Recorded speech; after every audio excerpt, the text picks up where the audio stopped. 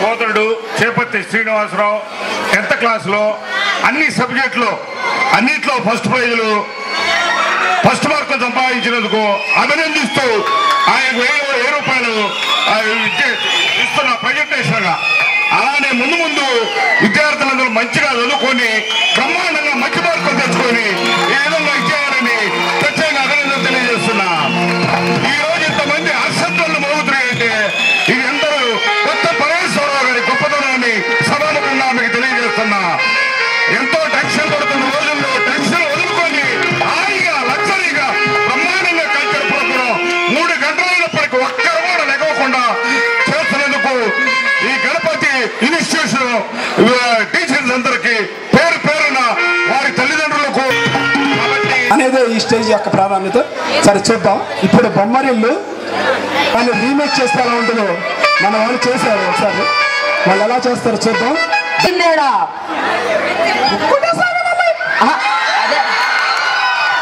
వచ్చినప్పుడు ఏటు ఉందో ఆ గుంట వెళ్ళిపోయినప్పుడు ఏటు లేదు.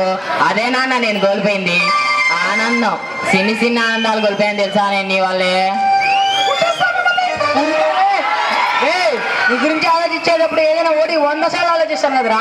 అవును, 100 సార్లు వీడికి ఏది బాగుంటుంది అని ఆలోచిస్తా చెప్తే ఒకసారి వీడికి నచ్చుతుందో అలా ఆలోచించరు.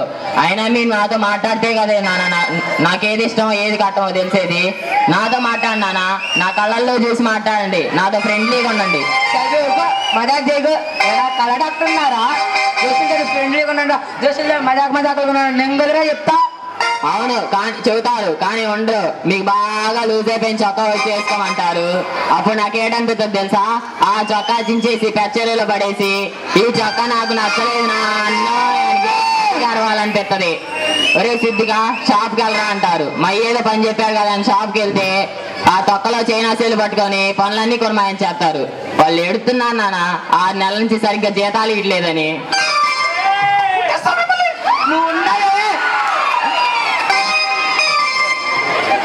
అని గెలిపించడానికి నా చెయ్యట్టుకొని ఎర్రకాయే నల్లకాయే అదొక్కాయే అని నా బుర్రకాయ తినెత్తి నేనెందుకు నాన్న ఆడ్డా. ఆఖరికి నా తిండి కూడా మీరే తినేస్తున్నారు కదా నాన్న. అమ్మ చూపించాలో తెలియక ఓ పార అమ్మాయి చూపించేశాను. అప్పుడు నుంచి అమ్మాయి లేదు లేదండి. అప్పటి నుంచి అమ్మ ఎందుకు మాట్లాడుతుందో ఎందుకు కొట్టానంటుందంటో నాకే అర్థం కావట్లేదు. కొడుకు నాకే అర్థం కాకపోతే ఆ శ్రీగొండకి ఏట అర్థం అవుతుంది. షీఈస్ గాన్, ఫ్యామిలీయే లేదు, షీఈస్ వెళ్ళిపోయింది.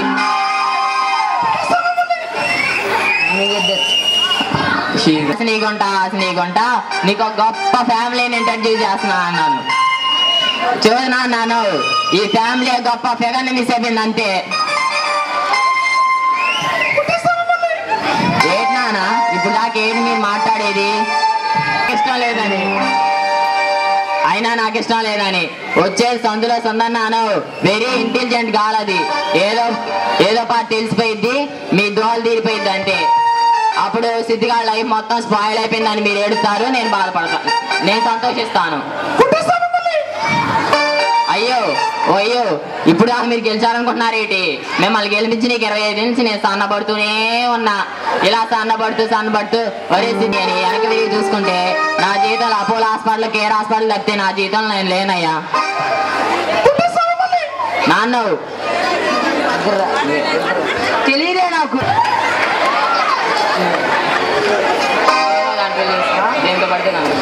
దేన్ని పడితే రే పోరా, నీకు ఇష్టం వచ్చింది అన్ని చేసుకో, దేనితో పడితే దాంతో తిరుగు, నాకు సంబంధమే లేదు. ఓ ఆశనియో తీసి నా ఇజాత్ తీసేస్తున్నావు. అసలు ఏంది? నా కర్మ కొద్ది ఆడు కొట్టాడు, నా కర్మ కొద్ది నువ్వు నాకు కొట్టుకో.